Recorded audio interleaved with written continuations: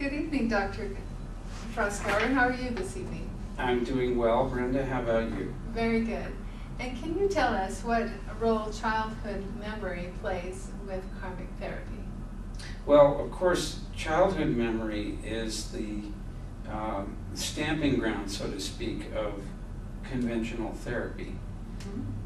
So really, one way of thinking about it is how is childhood memory recovered differently, and what significance does it have that's different? In karmic therapy, which includes past lives and all kinds of other experiences besides childhood memory.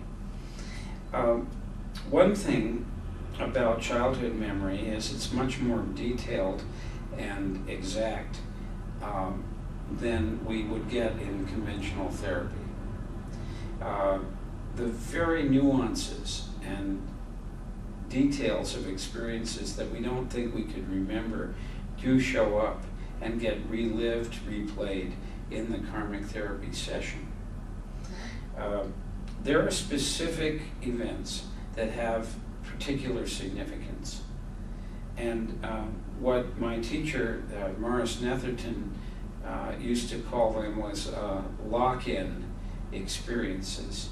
What he meant by that was that there are certain events or little traumas that might occur that have a significance because of the life lesson or the karmic script that the person is already carrying. I'll give you a good example, a simple one. A child falls off a swing and hits his head. Now, that happens to most kids at some point. And many kids fall off the swing and hurt themselves. And with many kids, it's not that important. It was just something that happened, and it's more or less forgotten. It doesn't leave any scars. Right. But let's suppose that in a past lifetime you were killed with a battle axe to the head. And when your mother was conceiving you, she had a headache. And let's suppose that during the prenatal period, mother fell and hit her head. And during birth, the head was compressed during a delayed labor, and the infant had a lot of head trauma. Then we've got quite a setup around head injury. Yes. That anything affecting the head is going to be highly charged because it has a history.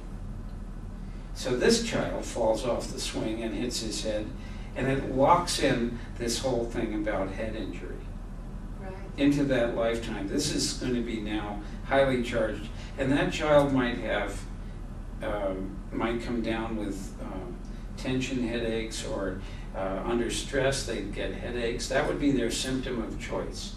And by tracking that headache all the way back to these other experiences, it would be possible to heal the headache, to cure the headache. Right. So that's an example of how the childhood experience, which usually occurs between the ages of 4 and 8, that locks in the issue. It's like it nails it into the body so that it has to be dealt with in that lifetime. It's going to cause symptoms for the rest of their lives. And so through karmic therapy, you can find this and heal them from it. That's right. And by going back and following the course of head pain all the way back through their history into past lives, we can clear it. And it includes the childhood experience. So that's how we know all this. It's by what happens in our cases. Right.